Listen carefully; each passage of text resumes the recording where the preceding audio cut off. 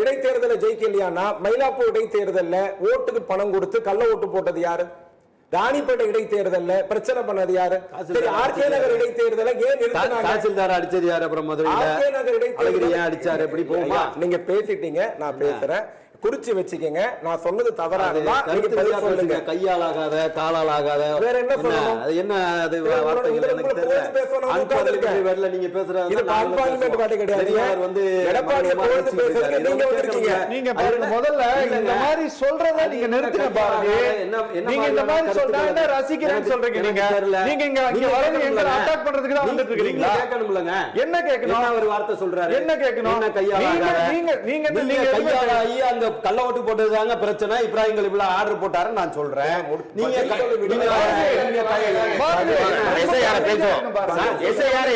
அவசியம் என்னங்கறத பத்தி பேசுறீங்க. அவர் என்ன கையாளாதன்னு வார்த்தை வந்து தவறான ஒரு பெரிய அன்பார்லிமெண்டரி வார்த்தை.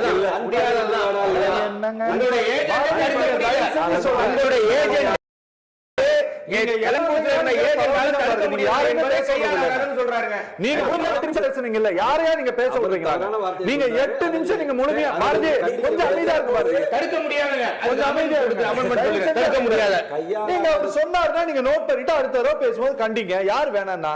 அதாவது நாங்கள் ஓட்டு போடுகிற பொழுது தவறு பண்ணியிருந்தால் அந்த உங்கள் கட்சி ஏஜென்ட் வேடிக்கை பார்த்திருந்தால் அது பேசிட்டு இருக்கும்போது நான் உட்கார்ந்து ரசிக்கிறேன்றீங்க. என்ன உங்களுக்கு என்ன பிரச்சனை?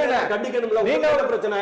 என்ன கண்டிக்கணும்? பிரச்சனை கையாளாத அடிக்கணுமா? கையாளாதன்னு சொல்றாரு. நீங்க தவறுங்க. அதை பத்தி பேச வராரு. என்ன கையாளாதன்னு எங்கேயுமே பேசுறது இல்லையா? பார்லிமெண்ட் வேற பேசிக்கிட்டு கிடையாது. முதல்ல சொல்லுவாங்க நீங்க இதே வார்த்தை நீங்க நீங்க பேசலையா? கையாளாகாத நீங்க சொல்லுங்க. இந்த இடத்துல இல்லையா? கையாளாகாதங்கிற வார்த்தை நம்ம பயன்படுத்தலையா?